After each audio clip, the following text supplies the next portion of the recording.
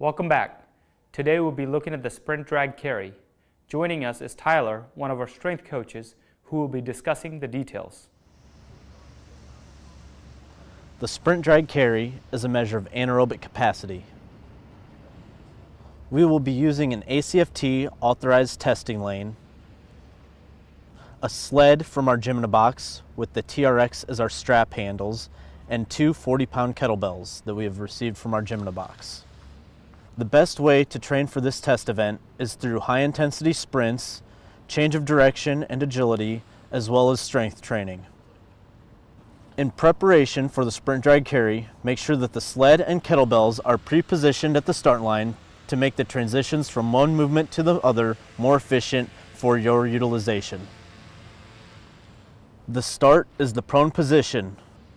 On the command, go, raise your body up off of the ground. As soon as you can, get your foot up under your chest and begin to drive the back leg up and through your body while extending the hip, knee, and ankle under the leg, accelerating out of the first sprint. Stay low while you accelerate. You should not be standing all the way up until at least 10 yards in. For the turn, begin to drop your center of gravity towards the ground. As you prepare to turn, plan on shortening the actual distance that you run while still touching hand and foot to the line. Spidering out.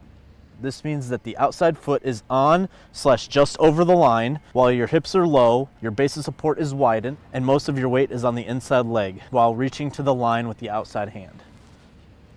From this position, punch your outside knee up and through your body while extending the inside leg, gaining triple extension to accelerate back towards the start line. Remember to not stand up all the way right away. For the transition to the drag, you have already set up the sled to your liking. Decelerate, coming in and lowering your center of gravity. Grab the handles with your hands. Make sure that your hips stay low, slightly flexed, torso leaning forward, arms fully extended, and reach backwards with one leg as you drive off the other. Make sure that the foot you are landing on is under your hips. Make sure the entire sled crosses the end line before beginning to turn, and return toward the start line. By now, your legs are burning, but keep your legs moving. Make sure the sled is all the way across the start line before transitioning into the shuffle. For the shuffle, make sure that you maintain an athletic position. By this I mean hips, knees, and torso slightly flexed forward. Feet no closer than hip to shoulder width apart, and arms up to prepare as if you were about to fall. Push off the back leg and propel yourself forward towards the end line. This may seem like a large step with the lead foot. Recover the feet to the original starting position.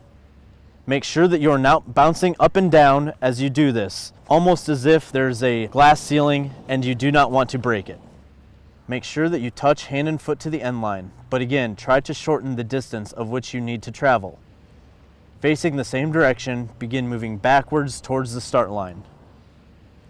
For the transition from the shuffle to the carry, you should have pre-positioned the kettlebells where they're out of the way, yet close to the start line and easy to grab. Make sure a proper deadlift is used to get the kettlebells up off the ground.